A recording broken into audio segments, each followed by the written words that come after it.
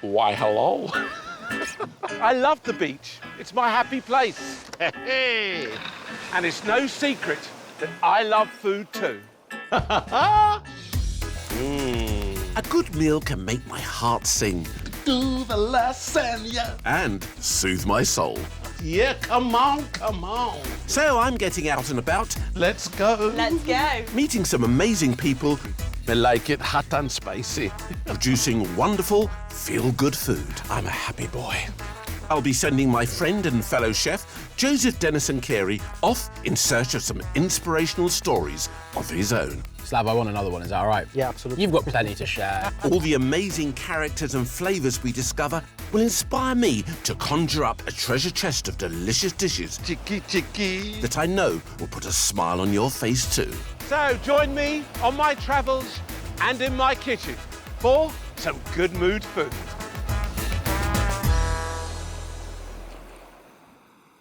Hello and welcome. Today is all about dairy.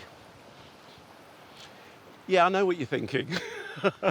From milk to butter to cheese and to all the wonderful things that you can make with them. Things that hopefully will put a smile on your face. I meet a man whose love of steak led him to make butter with a difference. And cook up an absolute classic. One steak au poivre ready to go. Come in, chef. It's peppered steak with peppercorn sauce and rosemary oven chips. Joseph is learning new skills with Alison at Teesdale Cheesemakers. And I make pastry rolls filled with butternut squash, Stilton and pecan. Them butternut bad boy. And on the beach, I make an apricot and blueberry pizza with amaretto cream. But first, I'm bringing a taste of the Mediterranean here to this Cornish beach with my gorgeous lamb burgers with whipped feta and mint. Wow. Let's get some flavour into that lamb. You need a little bit of fat in there, OK? Don't get something completely lean. You need a bit of flavour in there, but you can also add some intensity to it. A little bit of red onion. I'm just going to grate that into there. Beautiful. Look at that. I've also got a bit of garlic here. I do love a bit of fresh garlic, don't you? I've got some lovely spices going on here. I've got a touch of cumin, which I particularly like. A little bit of that going in there, along with some dried chilli flakes, about half a teaspoon. What about this? I've got some oregano and parsley there. Just going to chop that up. All of that going into our lamb mix. And finally, I've got a bit of lemon zest, putting it straight in there like that. And then, of course, the old traditional salt and pepper. This is where the fun starts. Oh, yeah. Oh, yeah. That's it. Just blend that together. If you wanted to, you could do this in a food processor, but just pulse it very gently, all right? Otherwise, you break down the meat too much. Just combine those flavours as best as you can. Mix that down. OK, we're going to divide that now. I've always said to you, if you wanted to, you could get your hands a little bit wet if you find that it's getting a bit too sticky, but compress that, just working that like that, getting that beautiful burger ready to go straight onto your barbecue. OK, let's make up another one here.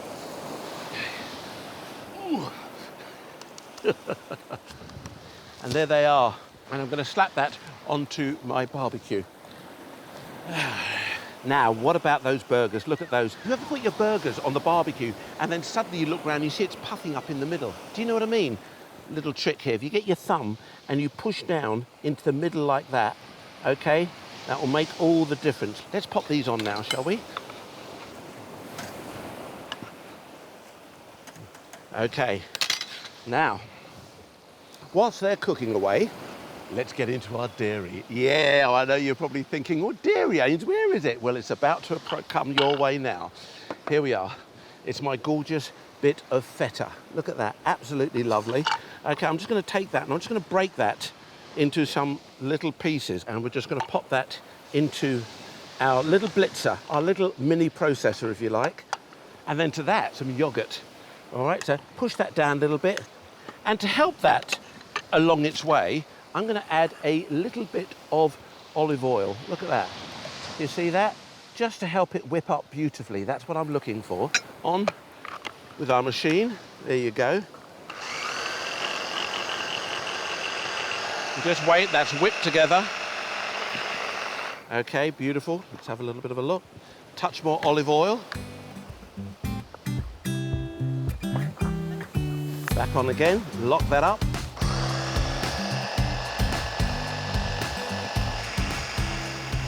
It's coming now. It's going to take a little bit of time for that to whip and come together. But look at that. I'll tell you something that's really happening over here. Those burgers need turning. Beautiful. Come on, let's turn over those burgers. Woo!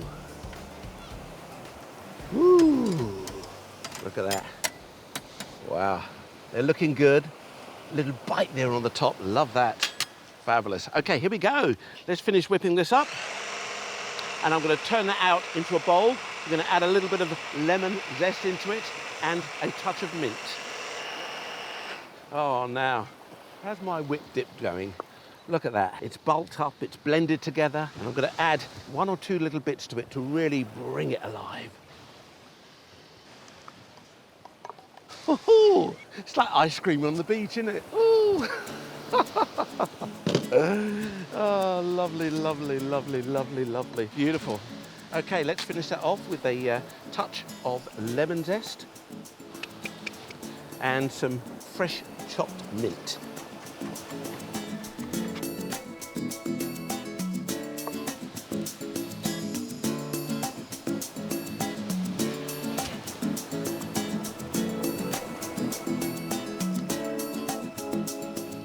Lovely, look at that.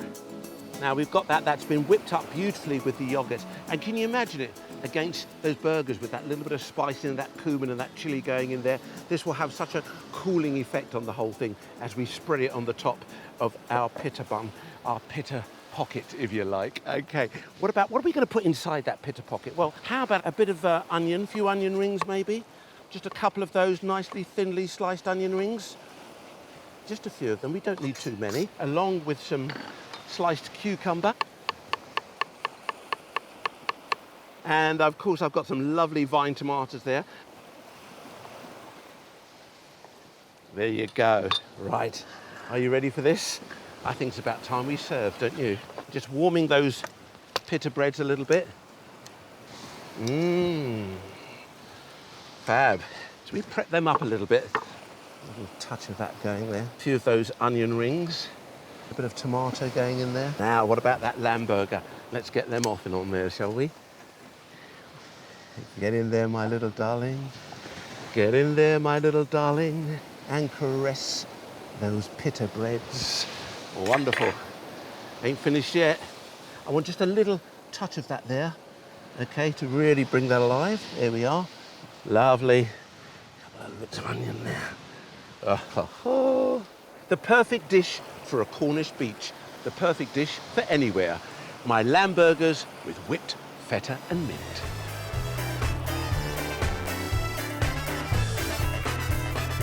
Today is all about delightful dairy produce. My first dish was Greek lamb burgers with that whipped feta and yoghurt. And I'll be making mouth-watering puff pastry rolls. But first, I'm off to Somerset to meet Chris, founder of Sublime Butter, to find out what inspired him to pursue his passion.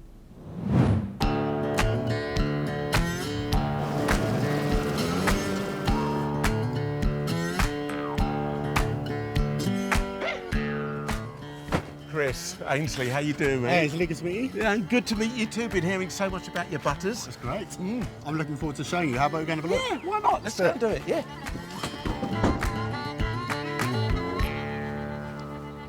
Well, these cows are beautiful, aren't they? They are amazing. Really beautiful. Amazing animals. So, why did you start on this then, Chris? Well, I guess it started with my love for steak. I've run a steak club for the last 12 years, and one of the things I noticed is, although the quality of the meat was getting a lot better, there wasn't much innovation on the condiments side of things, and so I wanted to create something new, and so I set about devising something different, and I hired a chef who worked with me, and we very quickly settled on flavoured butter, and it was a bit of a eureka moment. It's like, why has it not been done before? But how did you find the farm? How did you find the right people to produce that product? We searched far and wide for the best quality butter we could find in the country, and the best team of people that we could work with to make it happen. Was that easy, or was it quite sort It took us about 6 months of searching non-stop. Where does it all start then, Chris? Well, it all starts in the milking parlour. Do you want to come have a look? Yeah, come on there, Let's go. show me.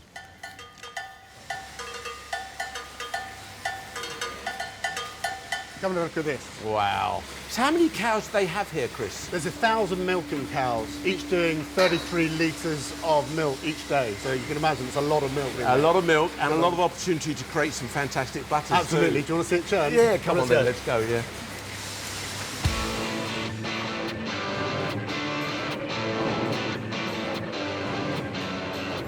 So, it's amazing, isn't it? So incredible. And how long do they churn it for then? Well, they churn it here for 45 minutes, and that's what gives it such a rich and creamy texture. So what happens next? Well, next, we go to the factory next door where we mix it all together, and that's where the flavoured butter happens. So do you want to go next door and see where it's all mixed together with the flavours? Yeah, Let's why go have a not? look. This is where the real magic happens. And today we're going to be mixing the chimichurri, which is a personal favourite of mine. Probably your first one you ever did, It is. Yeah. You got it right. And I'm seeing he's adding these sort of powders now.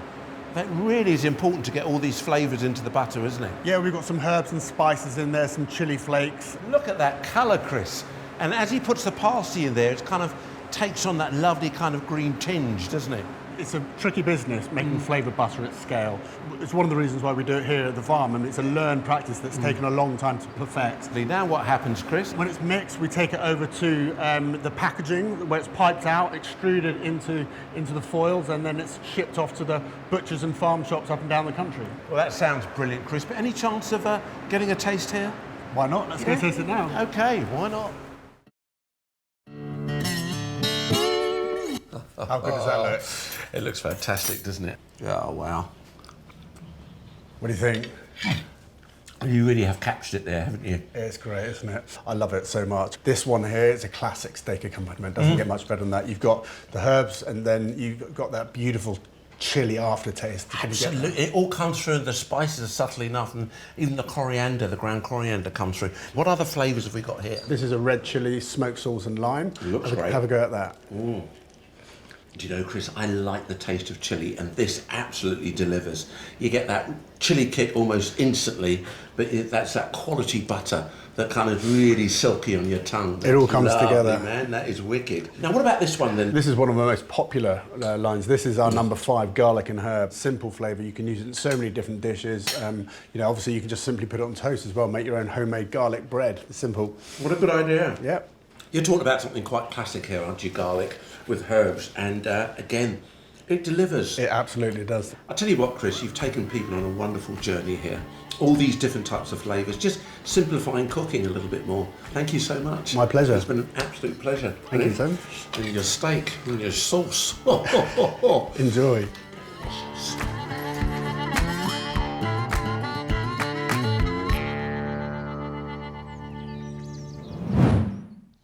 Kind of just proves, doesn't it, that you can't beat quality ingredients produced with love. It's great talking to Chris, and I have to say, his love of steak is my passion too. Love a bit of meat, and so I've got some wonderful butter there, and I want to make a gorgeous, creamy peppercorn sauce. You know what I'm talking, don't you? Steak au poivre. We've all had that in the restaurant. Peppercorn sauce with our steak. Absolutely loved it. And I'm going to also serve that with some rosemary chips.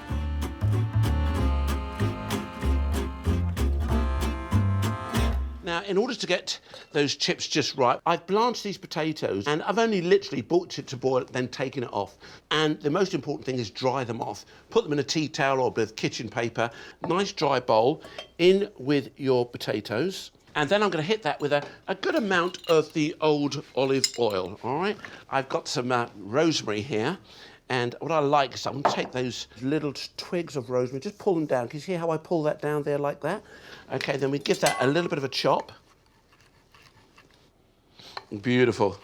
And a good amount of salt going in there too. And you can actually just toss that together very, very gently, making sure the salt and the rosemary, the oil, coat all of those chips. Now, look, beautiful. Take my tray. I'm going to put the potatoes on there like that. Okay, get all of that lovely saltiness. I don't want to waste any of that. All of that beautifulness going on the top there. Look at that. And then we can just pull those apart a little bit. Most of the time, I'm telling you to set your oven at maybe 160, 170, 180. We are talking 230 fan here. We're talking gas Mark 9. We're talking some real heat. Let's shove them in, shall we? So what I've got here is I've got two different types of peppercorns, white and black. I'm putting them into my pestle and mortar, and I'm just going to give them a little crush up. As I mix that down, I'm going to take a little bit of salt there too and pop in there, just a touch of that salt. Let's get our pan nice and hot. I've got a couple of sirloin steaks here. What we want to do is get those peppercorns on there. So we're just going to shake that like that. Can you see that? That's it, look at that, beautiful. Give that a little bit of a push down like that, making sure it's kind of coated, well coated. Just going to roll those over now. Shake it on the pepper, shake it on the pepper, make it taste real nice. There you go, beautiful, beautiful. All those peppercorns in there, just using my fingers, pressing those peppercorns in there. Let me just wash my hands here a little bit, touching raw meat. I want you to take your oil at this stage, and I want you to drizzle some oil directly onto your steaks. Not loading your pan, your frying pan with a load of oil, just onto your meat there, all right? Just a little pat on the top there like that. Okay, so everything's beautifully distributed there. There we are. And then when your pan is smoky hot, hard to tell, I know, but you can feel it. If you just put your hand over there, you can feel the heat coming from that. I'm going to take my steaks and I'm going to put them straight into my dry frying pan. Can you hear that? Searing almost immediately. And I'm going to leave those there for about a minute, turn them over, give them another minute or so, put a little bit of butter in there, roll them around a little bit with the butter, and then we start putting the brandy in, we start putting the beautiful stock in there, maybe a touch of cream in there, stir it up a little bit more, and then we put in some briny peppercorn, mustard. This is going to taste real good. Okay, beautiful. Now I'm just going to turn those over. You can see that seared beautifully. Look at those peppercorns glistening there. At this stage, I'm going to take a little bit of butter and drop into my pan just in the middle there. Do you see that? Just allowing that to melt a touch.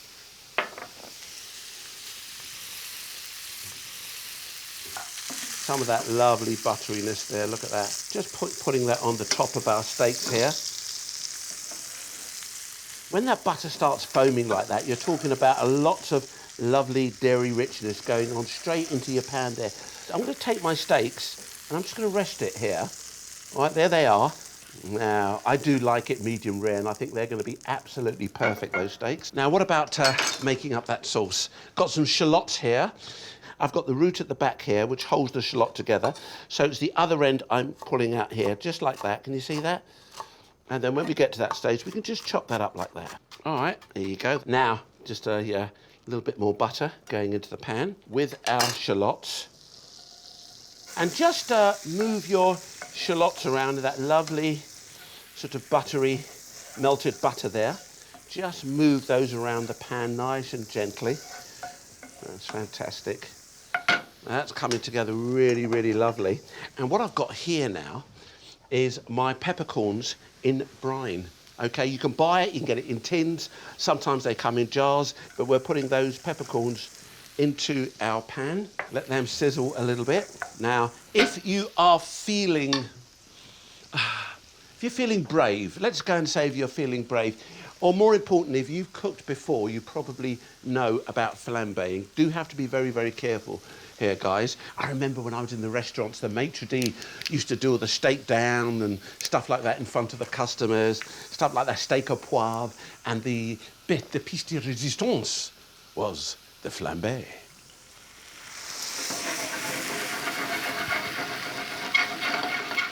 Oh, Monsieur Vuittois, Monsieur François, it is fantastic. All we're doing is burning off the alcohol. It won't stay forever and ever and ever. We're just burning off the alcohol there, okay? And then we can pop in some stock. I've got a little bit of beef stock here. So high heat now, just allowing that all that butteriness and everything now, all that richness in the pan there with the peppercorns and the shallots and everything. And of course, the brandy. Wow, we're talking some serious sauce here. I've got a little bit of Dijon mustard here. Okay, so I'm just going to take a touch of that and just stir that into the stock and the cognac and the butter and the peppercorns. Wonderfully rich, wonderfully delicious. I've got another pan on here, and that's going to be for my asparagus that I'm going to serve with the beautiful rosemary salted chips, along with the peppered steak, and of course some asparagus spears. A little bit of butter going into my pan, and just a touch of oil too, just like a little bit of oil that helps prevent the butter from burning, you know, get up to a slightly warmer temperature. And here I've got some blanched asparagus that I'm putting this straight into my butter, straight in the pan there. Just going to warm those for a little bit. Really, really lovely. Touch of seasoning on them. There you go. A little bit of S&P. They're beautiful. And then next door, if you can notice how that has really reduced down. Now look at that sauce. We want to add a touch more richness to it, and that comes in the form of a little bit of cream going in there. Look at this. Beautiful. There we are. Beautiful. Look at that. That look good? Yeah, man. All right, asparagus is there. They're looking absolutely fantastic. My sauce is ready, but what do I always say before you serve your sauce? Have a little taste. You're in control.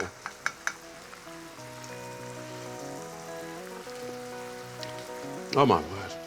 Not just saying it, guys. You've got the creaminess of it, obviously, that beautiful dairy cream going in there, the butter, the peppercorns, everything, the stock, the brandy, everything's cooked down beautifully, creating the most harmonious sauce. It really, really is lovely. Let's get our chips out and let's serve up.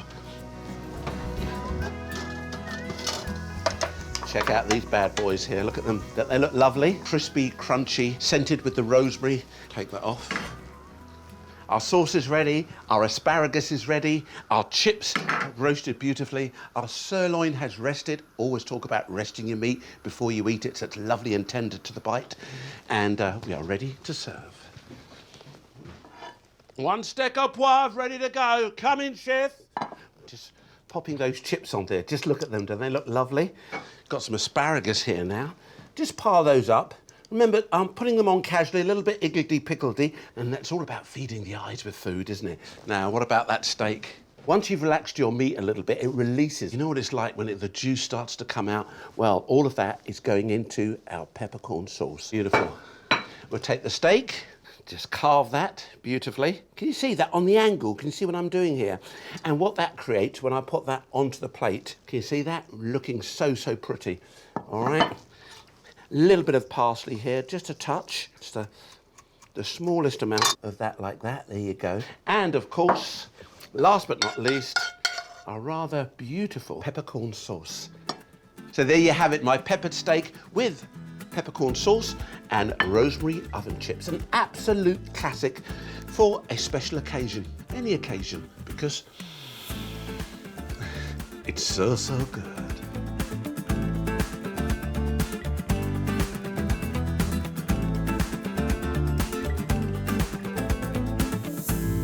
Today, I'm delving into dairy. We've already had some amazing dishes. I brought you a taste of the Mediterranean with my Greek lamb burgers and cooked up a sensational steak. But first, Joseph is at County Durham with Alison at the Teesdale Cheesemakers to find out how they fashion le fromage.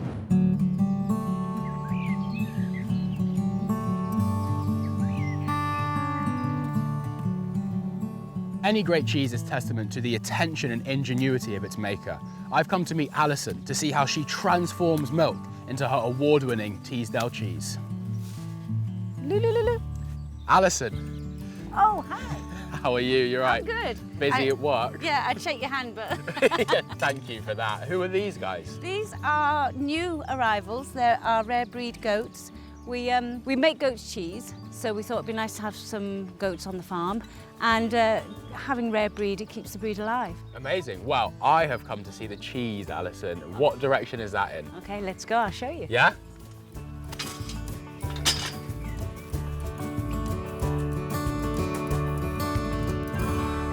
So, Joe, welcome to my office. And in here, I have some cow's milk. There you go. Wow. Which I'm currently pasteurising, so I'm going to put the lid on quite quickly because I don't want to lose the temperature. We're making Doris. I love that name, Doris. I mean, what type of cheese is that? A typical Dale-style cheese, crumbly in the middle, creamy edge, and a lovely mould ripened edge to finish it off.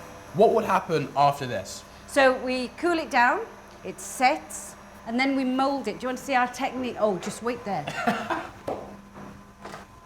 Wow, super high tech. Yeah. So we just literally scoop out the moulds and put them in these moulds here. The whey drains out overnight and we're turning them regularly. And then the next day, do some salting. Amazing. Should we have a go? Let's do it. Great.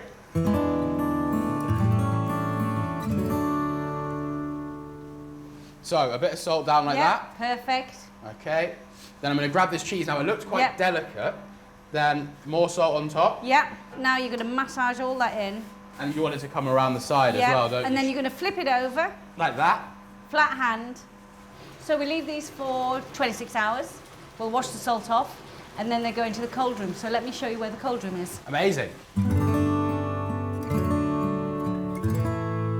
Okay, Joe, so this is where the magic happens. Incredible. It's actually just a big walk-in fridge. It is cold in here. We need to make sure the humidity's right for it to mature at its best. We have to prick the cheese in order to make sure that air gets in there and it blues. Turn it over. Yeah. And then I want you to do this one. Hold the cheese firm. You tell the cheese who's boss. Okay, great. That's it.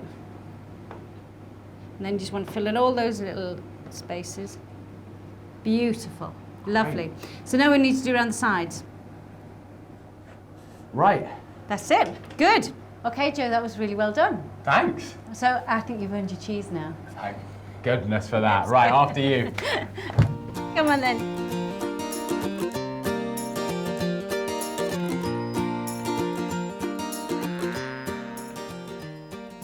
Right, so this is a selection of your cheeses. Yes. But I'm going to get stuck into this White Hilton, if that's all right. Yeah. Right. So hold it in your mouth for a little while to just warm it. Going through the different layers of texture and taste. And it's just like a little journey. It really is. I'm a little bit inspired. I think I might have to whip something up for you. Oh, how lovely. That makes a change. You can come again.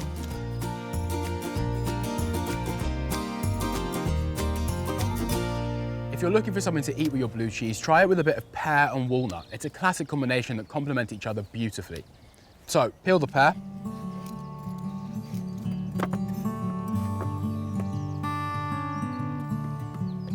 Couple of crackers, walnuts. Alison, I'm ready for the cheese. Okay, here you go. Thank you. Blue, there you go. It's a lovely colour, isn't it? And we'll just finish it with a bit of cress. And now, this is ready for you to give it a little taste. Oh, Let it's me know my what you turn think. now. That's right, yeah. There you go. Oh, yeah, that's so nice. Yeah? Happy? So moved. Really? Yeah. Oh, well, thanks so much. I'm just happy to be able to do your cheese justice. Thank you for having me. I've had an incredible time. Been lovely to meet you. You too.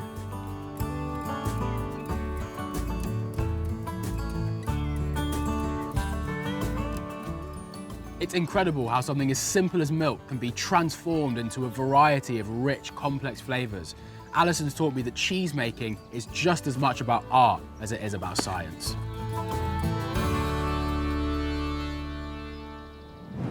Wow, Alison's making cheese with so much passion. It's just wonderful to see, isn't it? As I'm combining it with some butternut squash, also with some pecans, and of course that fabulous Teesdale cheese. Oh, when you see these rolls, when you taste them, you'll want to make it time and time again. Now, first we're going to get our pan on the stove here. Nice kind of lowish heat. You don't want to burn anything. So onion that I'm just going to chop into little pieces here.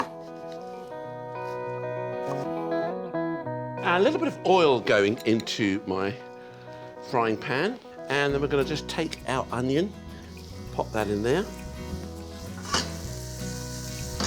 And then to that, I'm just going to grate some garlic. I think it's a wonderful way of getting the right consistency in there.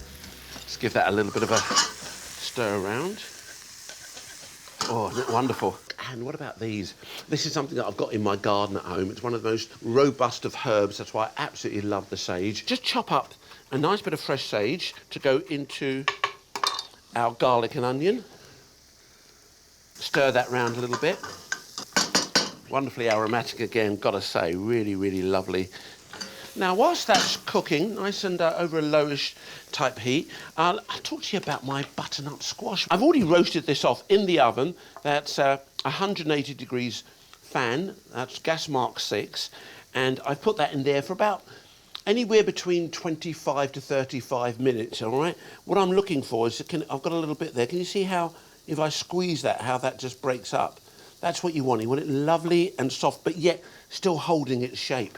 And you're seeing some little red flecks on there, and that comes from the chilli. So I just sprinkled a little bit of chilli on top of it before I put it into the oven.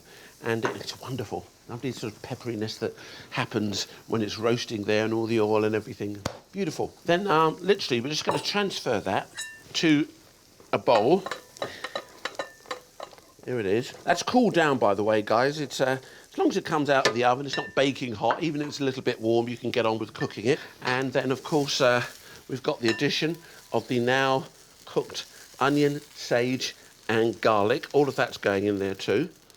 That's pretty, those colours in there, isn't it? Wonderful. That's lovely. Just mix that together a little bit. Isn't that beautiful? Look at the colours there. Can you imagine the flavour inside of that pastry? It's going to be amazing. Hey, we're not finished yet. We've got some cheese here. I should call this Alison's cheese. Taking off that outer edge, that beautiful skin. I'm just going to take a bit of that. There you go. You know, sometimes when you buy cheese, you just don't know quite where it comes from, but just get out there and discover where your cheese from. You know, there might be some local cheese makers out there that we just don't know, we haven't discovered. Okay, so we've got our cheese in here now. If you can't get hold of a bit of local cheese, then Stilton works ideal in this recipe. It really, really does. Let's pop in a bit of that parsley now. I'm just going to... bit of parsley going into it, and I've also got a touch of nutmeg. All of that goes in there. That's beautiful. Along with these guys, these are pecans. Beautiful. Roughly chopped pecans. If I had some pine nuts, I'd throw those in. Do you know what I mean? Do you see what I'm getting at now? I'm encouraging you to have a go. Now, look at that combination. Isn't that fantastic? Here we are. Just a touch of pepper will be ideal for me there. Now that's the filling, and now it's time for the pastry. First of all, I want to make a bit of an egg wash to go with my pastry. So an egg going in there, just beating that up with a touch of water or milk. It really doesn't matter. Here we are, a little bit of milk going in there. I'm just combining the egg with the milk there, so you get a lovely egg wash here. And this is a vegetarian dish, without doubt. It's one of the best vegetarian dishes. But, you know, if you can imagine you making sausage rolls, and that's sausage meat, and you know how it's all broken down? Well, that is what we're trying to create here. Not all of it. Keep a bit for texture. Mash up, mash up. Mash up, mash up, mash up, mash up. Butternut squash, mash up, mash up, mash up. Woohoo! Mash it up, boy. Yes, sir. Then put it in the pastry and bake it in the oven, nice and hot.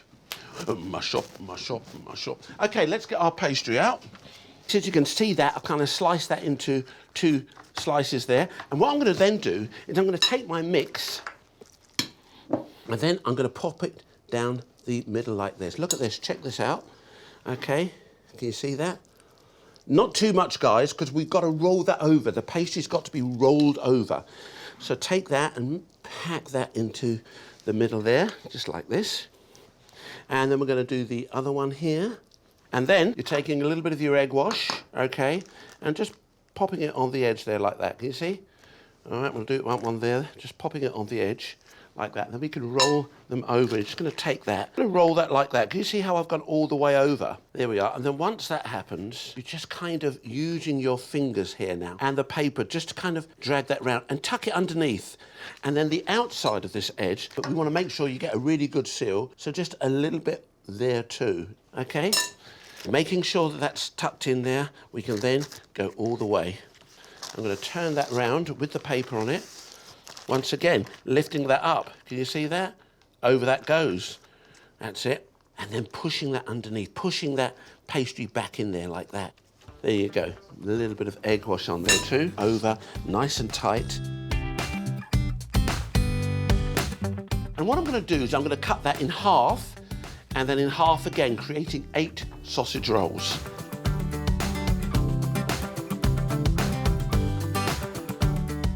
Can you see the seal here? And when I've got that seal, that is the bit that lays down on the bottom. Okay, you want that right on the base.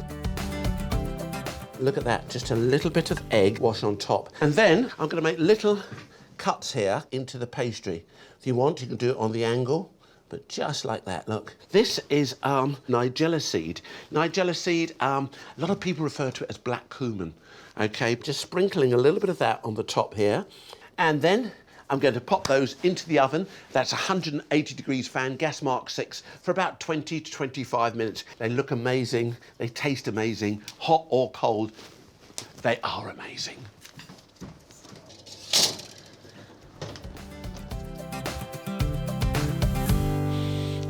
What are they going to invent, Smelly Vision, eh?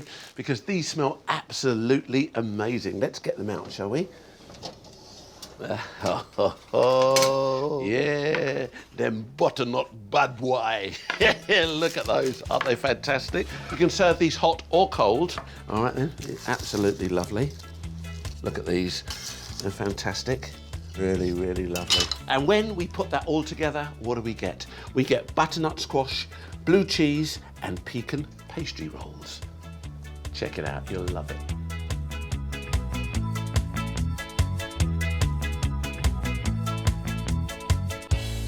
Now for my last dish. Who fancies pizza for dessert? Oh no, we're not talking margherita here. We are talking apricots, we're talking blueberries, and we are talking amaretti cream. Whoa, it's a beautiful, beautiful thing. But first of all, we need to get that combination right to really sweeten it beautifully. So I want to take a little bit of sugar. I want to pop that into my bowl, along with some spice. Here, I've got a bit of that lovely ground spice. Normally, when you're talking about allspice, you're talking about the combination of cinnamon, you're talking about a combination of nutmeg and cloves. All of those wonderful flavours together are now inside my bowl. So we've got my sugar in there, I've got my ground allspice in there, and now I'm going to add a little bit of lemon zest. That's it, grate that in there. You want a good amount of lemon zest, you want to get that lovely balance of citrus along with the sweetness too. That's beautiful. Just going to work that with my fingers there. So we've got those lovely flavours mangling together. Mingle, mangle, mingle, mangle. Oh, lovely. And just put that to one side now, okay? Now, what about that dough? I've already started it here, but how did I get to this stage? Let me show you. I've got some strong, plain white flour here, and I've mixed that with some sugar. Look at the quantities, the salt, and this guy is really, really important. That's the fast active yeast. All of that goes in. You work that together like that, okay? And then you're going to put in a little bit of butter. That's going to create a little bit of smoothness and richness. We are making something sweet.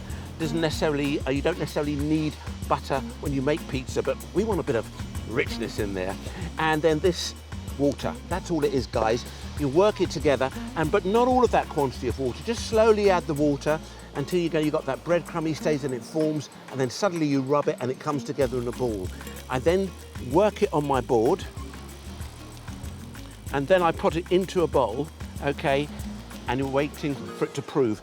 Okay, but that's what happens. Look at that. That's virtually doubled in size, all right? What I'm going to do now, flour up my board and also my rolling pin.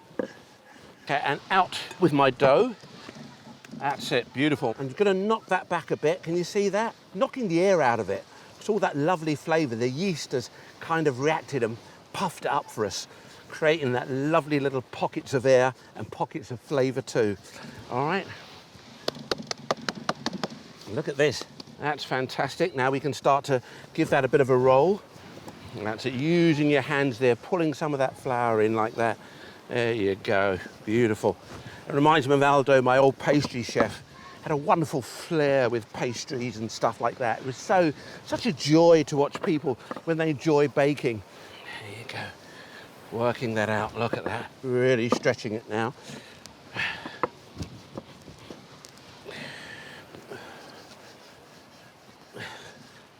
Hey, look at this now, guys, look. You see? Beautiful. That's it, that's my pizza. And what I'm gonna do now, pop it onto my pizza tray. That's it. Just feel that around. Can you see? Now today, for my sweet pastry, I'm actually using apricots, but you could quite easily use plums or peaches or nectarines. Yeah, I know you're probably shouting at the TV, what else could you use? Come on, kids, get involved. And I'm putting some semolina on here now. Okay, just sprinkle that around. And what I'm actually doing is I'm creating a base to soak up all the wonderful juices that are going to come out of those apricots. All right, really sprinkle it. You can see that I'm giving it a good covering all the way around there like that. Now, what about these apricots, guys? You can see I've started a few of those already. Just taking the knife, split that open, and the stone comes out so easy. And look what I'm doing here. You can do some up and down and around. See what I'm trying to create here? I think that looks pretty good, don't you? Can you see what I've done? And just keep going, piling them up. Not only have I got the apricots that I'm using, I'm also using some of these bad boys, the blueberries. Look at this. And I'm just gonna allow those blueberries just to kind of nestle in between the grooves there. Look at that. That's really lovely. Doesn't matter if a few float away like that. Look at that, beautiful.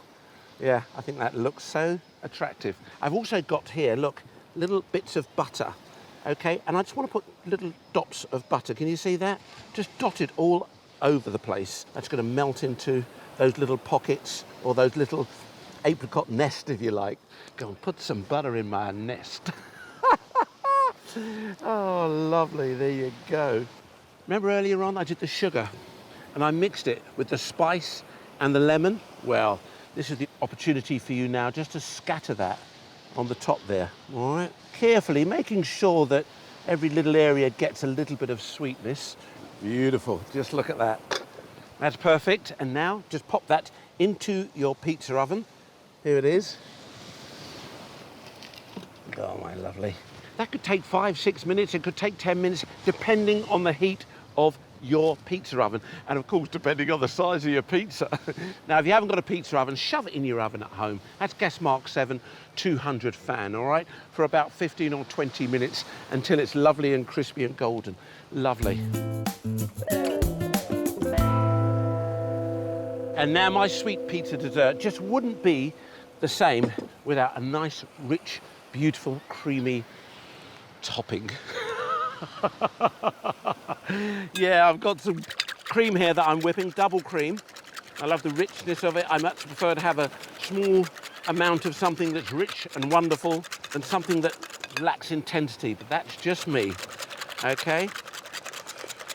Now, you want to whip your cream until you get to what we call that soft peak stage, okay? Can you see what I mean like that? Look at that. Okay, it's kind of a little bit soft. Can you see the way it just drops back in there? Then we can add a touch of icing sugar. That's going to sweeten that up beautifully. It's a bit windy out here, isn't it? I love when that happens. Woo!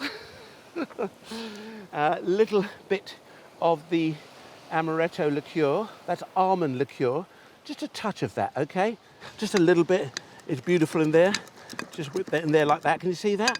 And then finally, last but not least, look what I've got here. This what just takes it to the next level. I've got some amaretti biscuits. Just going to crush them in there like that. Cascading amaretti. There we are. Look at that. Beautiful. And just turning that ever so lightly. That's all you need. No more than that. And that's it. Shall we serve up, guys? That dessert just would not be a dessert without that beautiful amaretti cream. Perfect. That's it. Okay, now what about our pizza?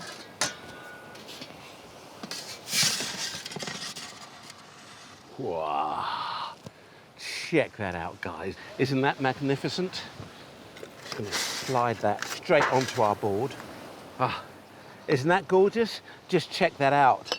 Oh, baby, baby, baby. I tell you what, pizzas will never be the same after this. Check that out, guys. There you are, my apricot and blueberry pizza with amaretti cream. 2 portions, please.